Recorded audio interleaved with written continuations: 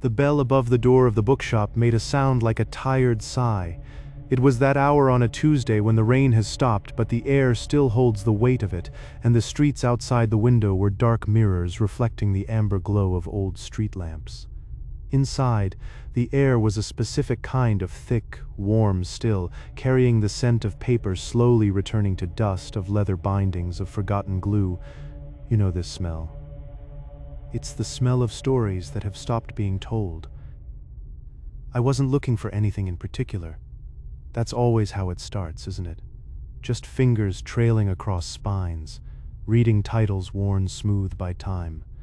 The shop was a labyrinth of leaning shelves, canyons of knowledge where the light from a single brass lamp pooled in uncertain circles on the floor.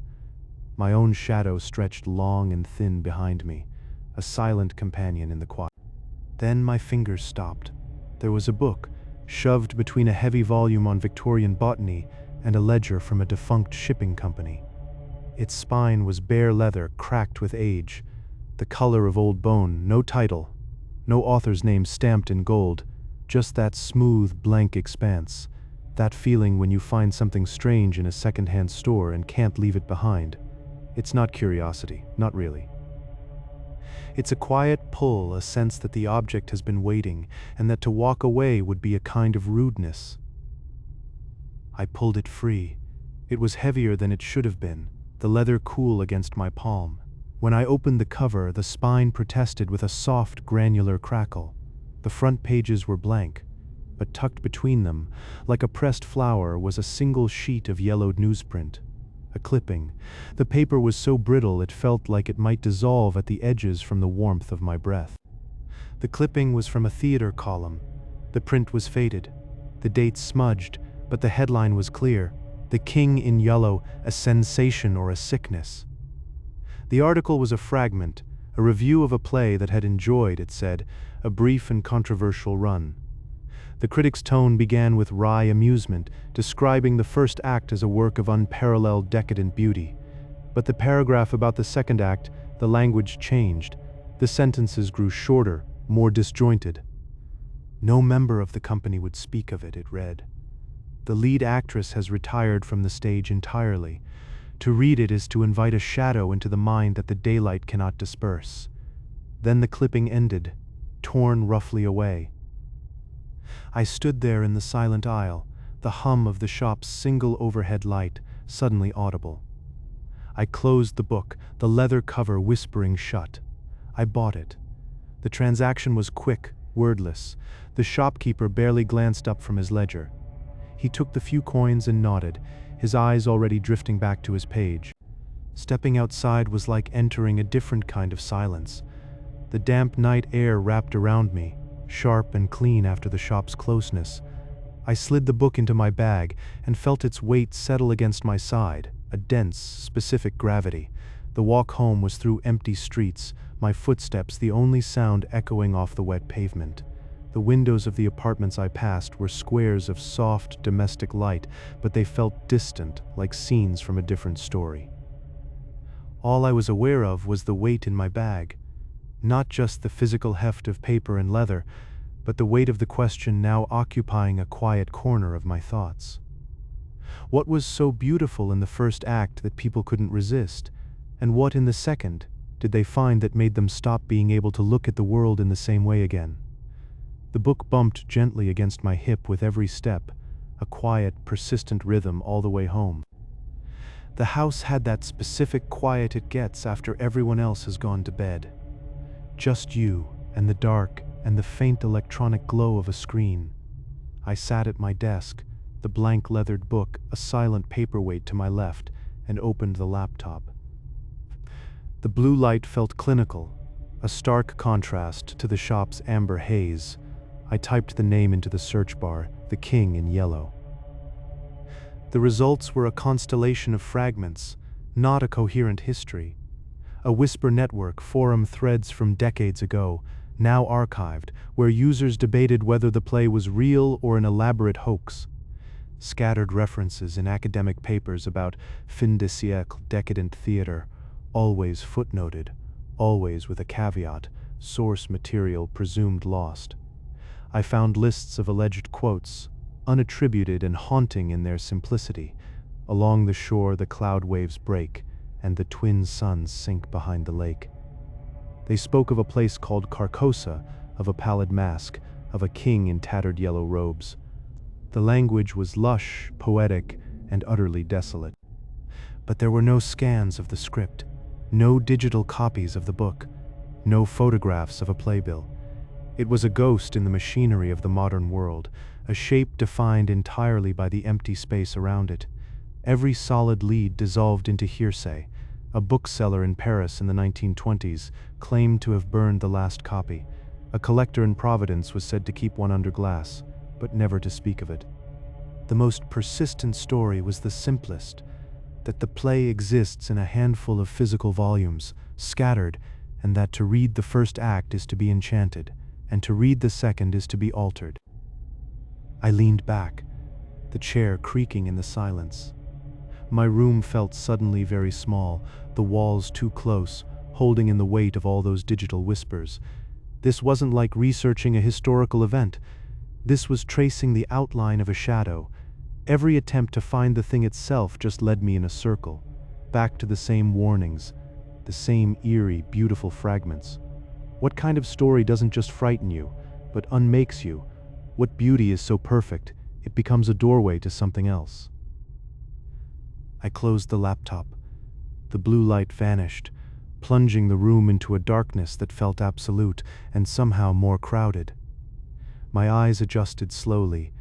There was the faint gray square of the window, the darker lump of the book on the desk. I didn't reach for it. I just sat there in the tangible quiet, with the taste of those phantom verses in my mind.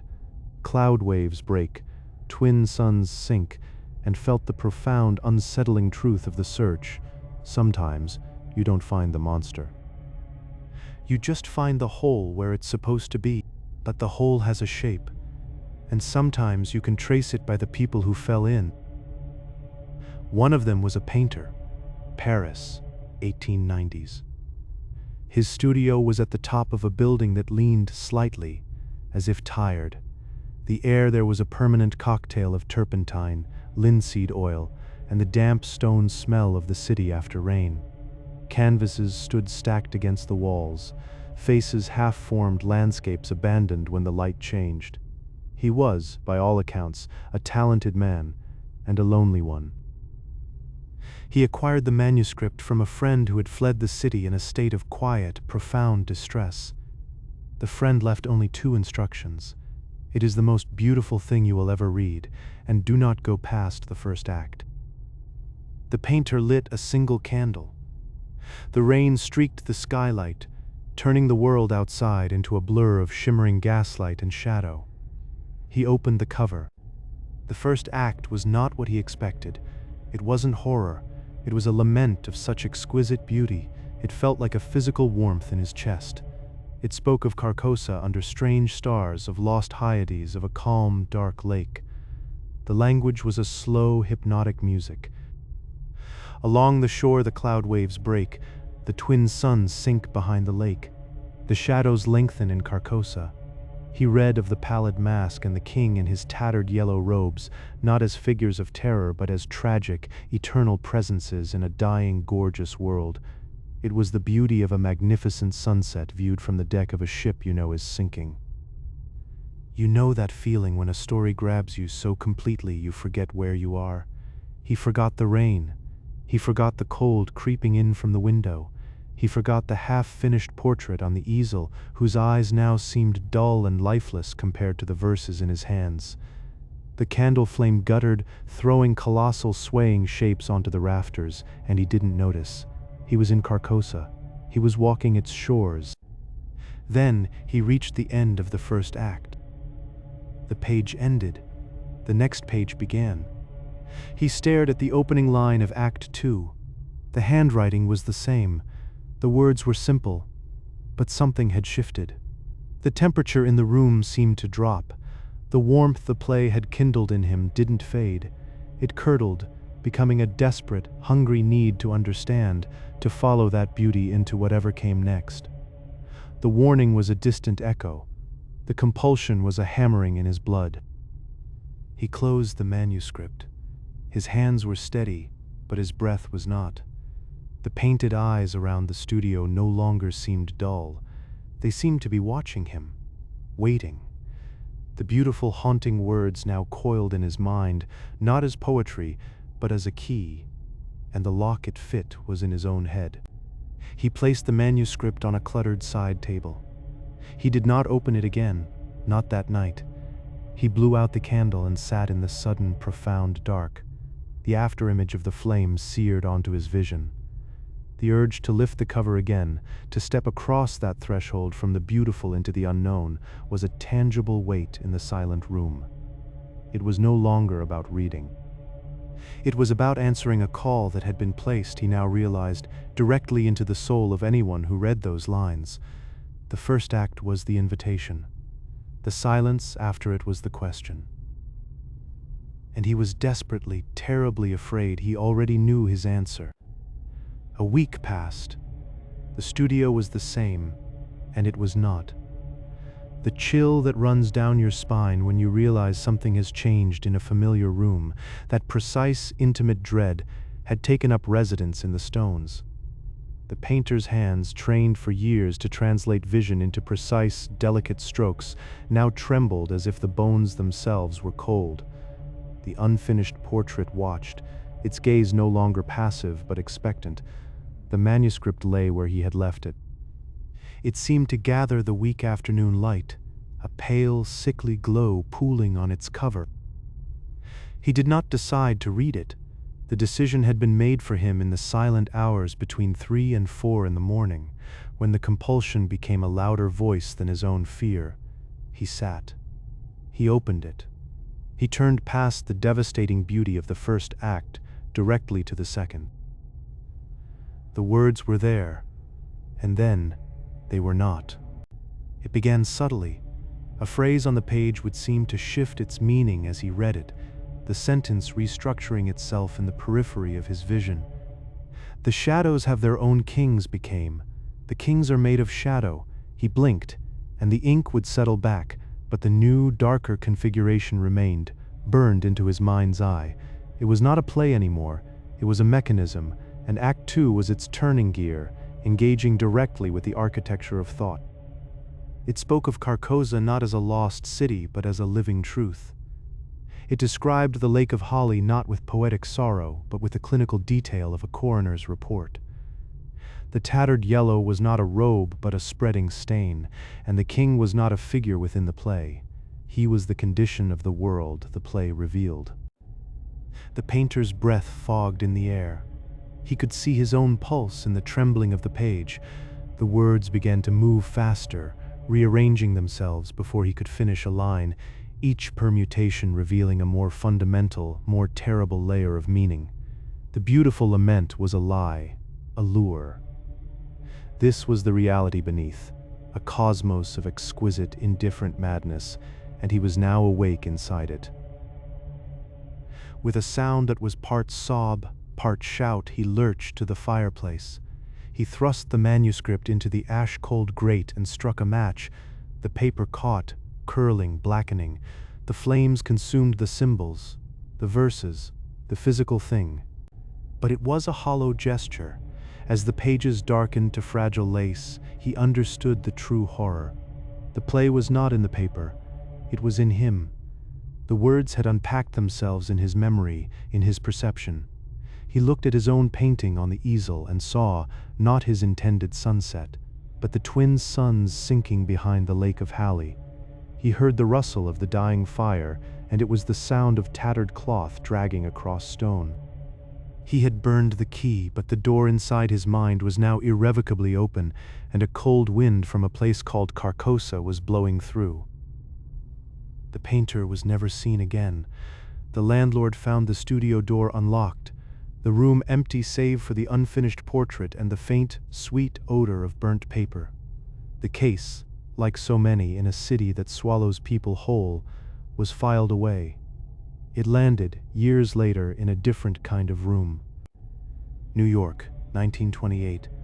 a detective's office on the third floor of a building that always smelled of damp wool and stale coffee. The only light came from a green-shaded lamp on the desk, pooling on a stack of manila folders. The sound of a typewriter, a steady, percussive clatter, filled the space. Then it stopped. The detective, a man named Armitage, with shadows permanently etched under his eyes, had been reviewing a missing persons file. An artist. Last seen purchasing vast quantities of cadmium yellow and ochre paint. The final witness, a nervous art supplier, mentioned the man had been muttering about getting the color of the robes right. Armitage lit a cigarette, the match flare illuminating the weary lines of his face. He flipped the page, a separate, unrelated report, a suicide in a boarding house, a young poet. Among his effects was a single sheet of paper, blank except for 2 words, written over and over in a frantic hand. The stranger. The landlord, when pressed, recalled the boy speaking of a play that showed the bones of the world. The detective paused, the cigarette smoke curling in the lamplight. He had a system, a mind that looked for patterns in chaos.